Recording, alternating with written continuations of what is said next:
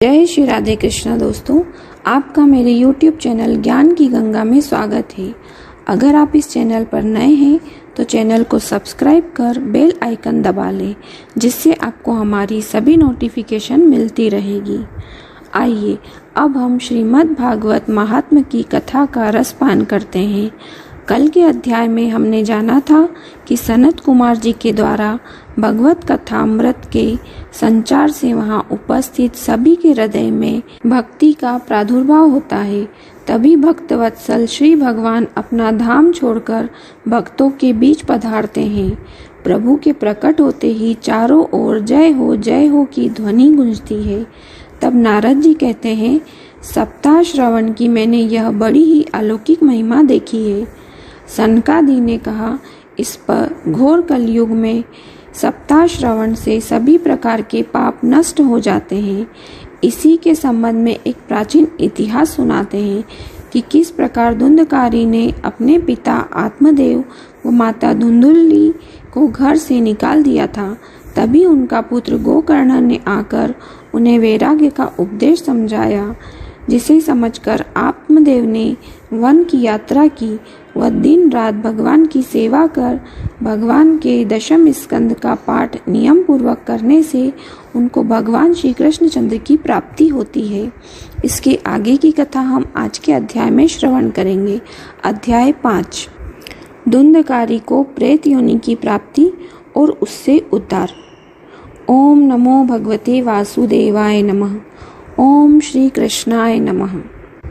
सुत जी कहते हैं, शौनक जी, पिता के वन चले जाने पर एक दिन धुंधकारी ने अपनी माता को बहुत पीटा और कहा, बता धन कहाँ रखा है, नहीं तो अभी तेरी जलती हुई लकड़ी से खबर लूँगा। उसकी इस धमकी से डर कर और पुत्र के उपद्रवों से दुखी होकर वह रात्रि के समय कुएं में जा गिरी और इससे उसकी मृत्यु हो गई। योगनिष्ठ गोकर्ण जी तीर्थ यात्रा के लिए निकल गए।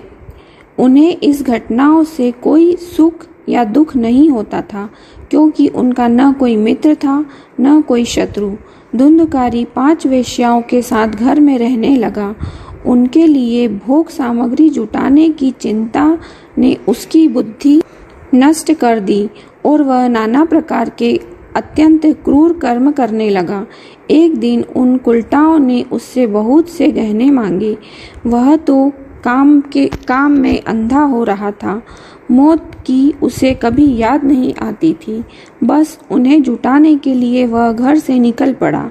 वह जहाँ तहाँ से बहुत सा धन चुरा कर घर लौट आया तथा उन्हें कुछ सुंदर वस्त्र और आभूषण लाकर दिए। चोरी का बहुत माल देखकर रात्रि के समय स्त्रियों ने विचार किया कि यह नित्य ही चोरी करता है, इसलिए इसे किसी दिन अवश्य राजा पकड़ लेगा। राजा यह सारा धन छीनकर इसे निश्चय ही प्राण दंड देगा। जब एक दिन इसे मरना ही है, तब हम ही धन की रक्षा के लिए गुप्त रूप से इसको क्यों न मार डालें। इसे मारकर हम इसका माल मता लेकर जहाँ कहीं चली जाएंगी। ऐसा निश्चय कर उन्होंने सोए हुए धुंधकारी को रस्सियों से कस दिया और उसके गले में फांसी लगाकर उसे मारने का प्रयत्न किया। इससे जब वह जल्दी न मरा तो उन्हें बड़ी चिंता हुई। तब उन्होंने उसके मुख पर बहुत से दहकते अंगारे डाले। इससे वह अग्नि की लपटों से बहुत छटपटा कर मर गया। उन्होंने उसके शरीर को एक गड्ढे में डालकर गाड़ दिया। सच है, स्त्रियां प्राय बड़ी दुस्साहसी होती है। उनके इस कृत्य का किसी को भी पता न चला। लोगों के पूछने पर कह देती थी कि हमारे प्रियतम पैसे के लोभ से अब की बार कहीं दूर चले गए हैं, इसी वर्ष के अंदर लौट आएंगे। बुद्धिमान पुरुष को दुष्टा स्त्रियों का कभी विश्वास नहीं करना चाहिए। जो मूर्ख इसका विश्वास करता है उसे दुखी होना पड़ता है। इनकी वाणी तो अमृत के समान कामियों के हृदय में रस का संचार करती है, किंतु हृदय छुरे की धार के समान तीक्ष्ण होता है। भला इन स्त्रियों का कौन प्यारा है। वे कुलटाएं धुंधकारी की सारी संपत्ति समेटकर वहां से चंपत हो गई। उनके ऐसे न जाने कितने पति थे और धुंधकारी अपने कुकर्मों के कारण भयंकर प्रेत हुआ। वह बवंडर के रूप में सर्वदा 10 दिशाओं में भटकता रहता था तथा शीत घास से संतप्त और भूख प्यास से व्याकुल होने के कारण हा देव चिल्लाता रहता था, परंतु उसे कहीं भी कोई आश्रय न मिला। कुछ काल बीतने पर गोकर्ण भी लोगों की मुख से धुंधकारी की मृत्यु का समाचार सुना। तब उसे अनाथ समझकर उन्होंने उसका गया जी में श्राद्ध किया और भी जहाँ जहाँ वे जाते उसका श्राद्ध अवश्य करते थे। इस प्रकार घूमते घूमते गोकर्ण जी अपने नगर में आए और रात्रि के समय दूसरों की दृष्टि से बचकर सीधे अपने घर में के आंगन में सोने के लिए पहुँचे। वहाँ अपने भाई को सोया देख आधी रात के समय धुंधकारी ने अपना बड़ा विकट रूप दिखाया। वह कभी भेड़ा, कभी हाथी, कभी भैंसा, कभी इंद्र और कभी अग्नि का रूप धारण करता। अंत में वह मनुष्य के आकार में प्रकट हुआ। ये विपरीत अवस्थाएं देखकर गोकर्ण ने निश्चय किया कि यह कोई दुर्गति को प्राप्त हुआ जीव है। तब उन्होंने उससे धैर्यपूर्वक पूछा। गोकर्ण ने पूछा, तुम कौन हो? रात्रि के समय ऐसे भयानक रूप क्यों दिखा रहा है? तेरी यह दशा कैसे हुई? हमें बता तो सही, तू प्रेत है या पिशाच है अथवा कोई राक्षस है? सुतजी कहते हैं, गोकर्ण के इस प्रकार पूछने पर वह बार बार जोर जोर से रोने लगा। उसमें बोलने की शक्ति नहीं थी, इसलिए उसने केवल संकेत मात्र किया। तब गोकर्ण ने अंजलि में जल लेकर उसे अभिमंत्रित करके उस पर छिड़का। इससे उसके पापों का कुछ शमन हुआ और वह इस प्रकार कहने लगा, मैं तुम्हारा भाई हूँ, मेरा नाम धुंधकारी है। मैंने अपने ही दोषों से अपना ब्राह्मणत्व नष्ट कर दिया। मेरे कुकर्मों की गिनती नहीं की जा सकती। मैं तो महान अज्ञान में के चक्कर काट रहा था। इससे मैंने लोगों की बड़ी हिंसा की। अंत में कुलटा स्त्रियां मुझे तड़पा तड़पा कर मार डाला। इसी से अब प्रेत योनि में पड़कर यह दुर्दशा भोग रहा हूँ। अब देववश कर्म फल का उदय होने से मैं केवल वायु भक्षण करके जी रहा हूँ। भाई, तुम दया के समुद्र हो, अब किसी प्रकार जल्दी ही मुझे इस योनि से छुड़ाओ। गोकर्ण ने धुंधकारी की सारी बातें सुनी और तब उसने बोला, भाई, मुझे इस बात का बड़ा आश्चर्य है। मैंने तुम्हारे लिए विधि पूर्वक गया जी में पिंडदान किया, फिर भी तुम प्रेत योनि से मुक्त कैसे नहीं हुए? यदि गया श्राद्ध से भी तुम्हारी मुक्ति नहीं हुई, तब इसका और कोई उपाय नहीं है। अच्छा, तुम सब बात खोल कर कहो, मुझे अब क्या करना चाहिए? प्रेत ने कहा, मुझे मुक्ति सैकड़ों गया श्राद्ध करने से भी नहीं हो सकती। अब तो तुम इसका कोई और उपाय सोचो। प्रेत की यह बात सुनकर गोकर्ण को बड़ा आश्चर्य हुआ। वे कहने लगे, यदि सैकड़ों गया श्राद्ध से तुम्हारी मुक्ति नहीं हो सकती, तब तो तुम्हारी मुक्ति असंभव ही है। अच्छा, अभी तो तुम निर्भय होकर अपने स्थान पर रहो। मैं विचार करके तुम्हारी मुक्ति के लिए कोई दूसरा उपाय करूँगा। गोकर्ण की आज्ञा पाकर धुंधकारी वहां से अपने स्थान पर चला आया। इधर गोकर्ण ने रात भर विचार किया, तब भी उन्हें कोई उपाय नहीं सूझा। प्रातः काल उनको आया देख लोग प्रेम से उनसे मिलने आए। तब गोकर्ण ने रात में जो कुछ जिस प्रकार हुआ था वह सब उन्हें सुना दिया।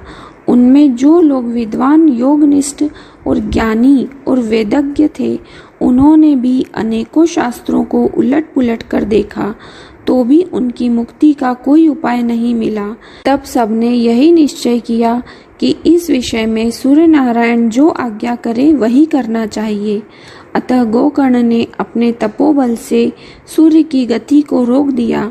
उन्होंने स्तुति की, भगवान, आप सारे संसार की साक्षी हैं। मैं आपको नमस्कार करता हूँ। आप मुझे कृपा करके धुंधकारी की मुक्ति का साधन बताइए।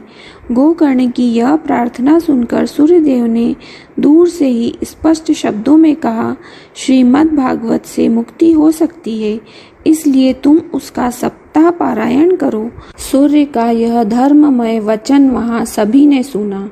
तब सब ने यही कहा कि प्रयत्न पूर्वक यही करो। अतः गोकर्ण जी भी तदनुसार निश्चय करके कथा सुनाने के लिए तैयार हो गए। देश और गांव से अनेकों लोग कथा सुनने के लिए आए।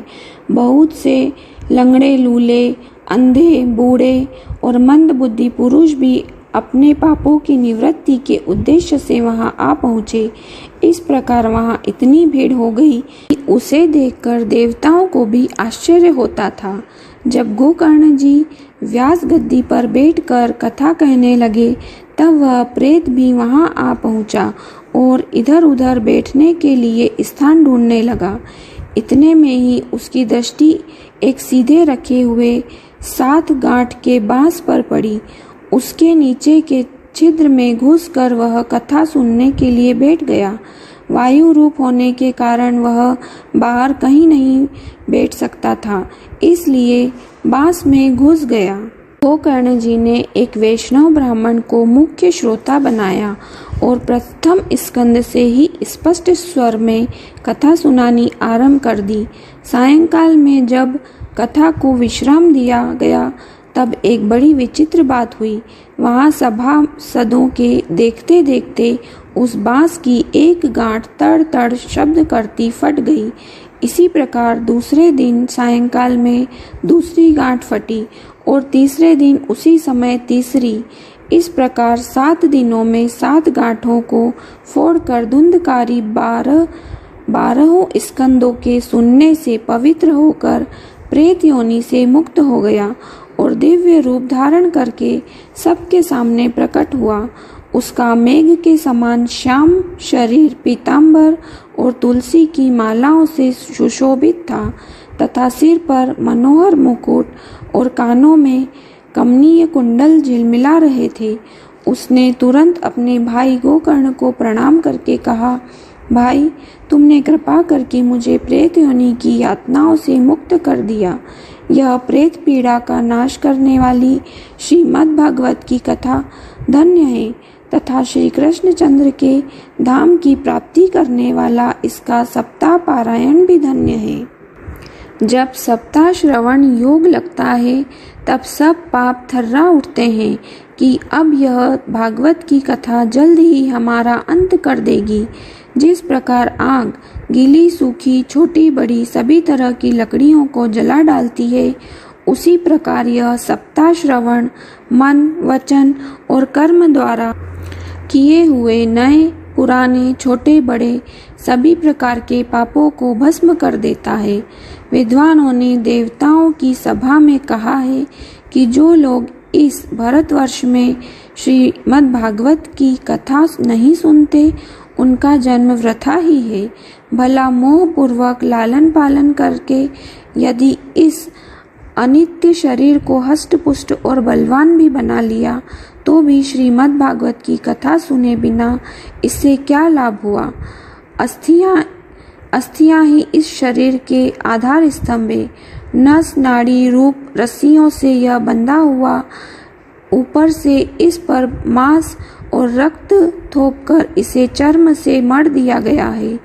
इसके प्रत्येक अंग में दुर्गंध आती है, क्योंकि यह मल मूत्र का भांड ही वृद्धावस्था और शोक के कारण यह परिणाम में दुखमय ही है। रोगों का तो यह घर ही है। निरंतर किसी न किसी कामना से पीड़ित रहता है, कभी इसकी तृप्ति नहीं होती।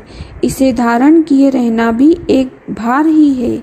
इसके रोम रोम में दोष भरे हुए हैं और नष्ट होने में इसे एक क्षण भी नहीं लगता है। अंत में यदि इसे गाड़ दिया जाता है तो इसमें कीड़े बन जाते हैं। कोई पशु खा जाता है तो यह विष्ठा हो जाता है और अग्नि में जला दिया जाता है तो भस्म की ढेर हो जाता है।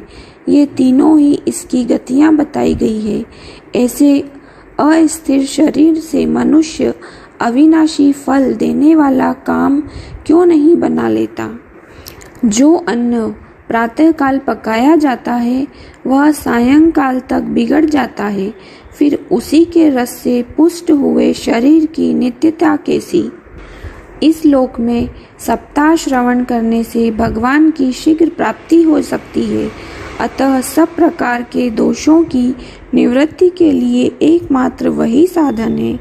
जो लोग भगवत की कथा से वंचित हैं वे तो जल में बुदबुदे और जीव में मच्छरों के समान केवल मरने के लिए ही पैदा होते हैं।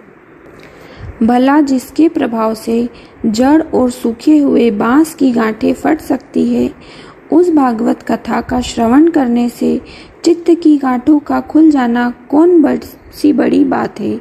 सप्ताह श्रवण करने से मनुष्य के हृदय की गांठ खुल जाती है, उसके समस्त संशय छिन्न भिन्न हो जाते हैं और सारे कर्म क्षीण हो जाते हैं।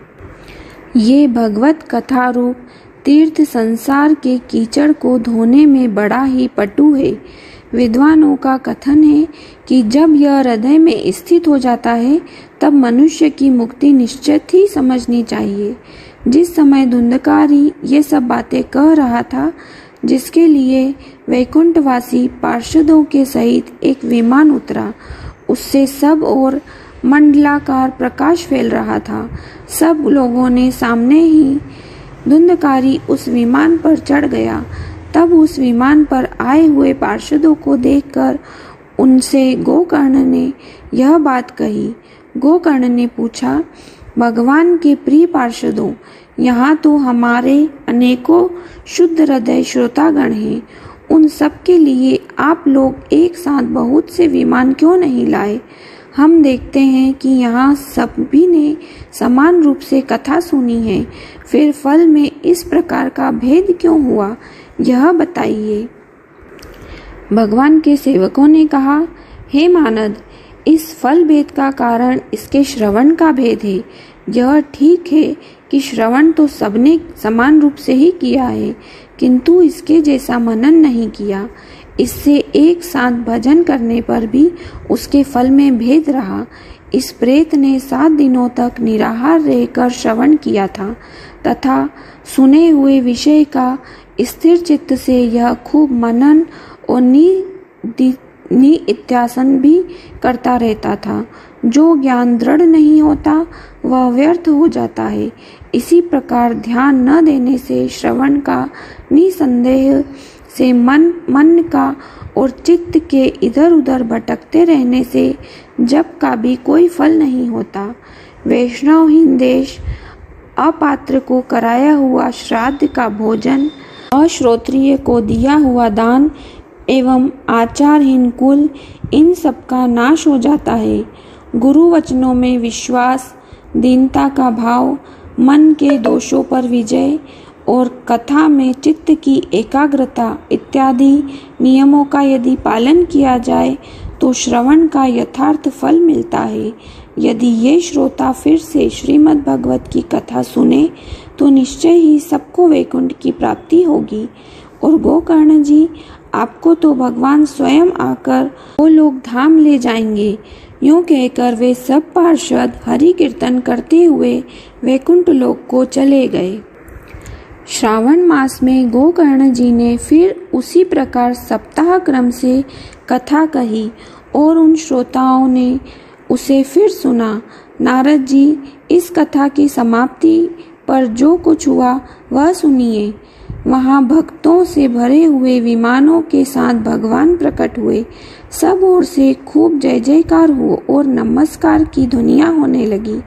भगवान स्वयं हर्षित होकर अपने 5 जन्य शंख की ध्वनि करने लगे और उन्होंने गोकर्णों को हृदय से लगाकर अपने ही समान बना लिया। उन्होंने क्षण भर में ही अन्य सभी श्रोताओं को भी मेघ के समान श्याम वर्ण, रेशमी पीतांबरधारी तथा किरीट और कुंडलादि से विभूषित कर दिया। उस गांव में कुत्ते और चांडाल पर्यंत जितने भी जीव थे वे सभी गोकर्ण जी की कृपा से विमानों पर चढ़ गए तथा जहाँ योगी जन जाते हैं उस भगवत धाम में वे भेज दिए गए। इस प्रकार भक्त वत्सल भगवान श्री कृष्ण कथा श्रवण से प्रसन्न होकर गोकर्ण जी को साथ ले अपने बाल बालों के प्रिय गोलोक धाम में चले गए। पूर्व काल में जैसे अयोध्यावासी भगवान श्री राम के साथ साकेत धाम सिधारे थे, उसी प्रकार भगवान श्री कृष्ण उन सबको योगी दुर्लभ गोलोक धाम को ले गए, जिस लोक में सूर्य, चंद्रमा और सिद्धों की भी गति नहीं की हो सकती, उसमें वे श्रीमद् भागवत श्रवण करने से चले गए। नारद जी सप्ताह यज्ञ के द्वारा कथा श्रवण करने से जैसा उज्जवल फल सिंचित होता है, उसके विषय में हम आपसे क्या कहें। अजी जिन्होंने अपने कर्णपुट से गोकर्ण जी की कथा के एक अक्षर का भी पान किया था, वे भी माता के गर्भ में नहीं आए।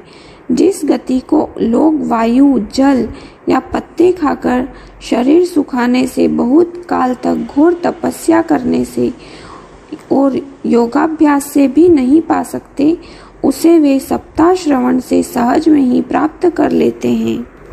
इस परम पवित्र इतिहास का पाठ चित्रकूट पर विराजमान मुनीश्वर शांडिल्य भी ब्रह्मानंद में मग्न होकर करते रहते हैं। यह कथा बड़ी ही पवित्र है। एक बार के श्रवण से ही समस्त पाप राशि को भस्म कर देती है। यदि इसका श्राद्ध के समय पाठ किया जाए तो इससे पितृगण को बड़ी तृप्ति होती है और नित्य पाठ करने से मोक्ष की प्राप्ति होती है। ओम नमो भगवते वासुदेवाय नमः। श्री कृष्ण शरणम मम, श्री कृष्ण शरणम मम, श्री कृष्ण शरणम मम। आज का अध्याय यहीं समाप्त होता है। इसके आगे की कथा हम कल के अध्याय में श्रवण करेंगे।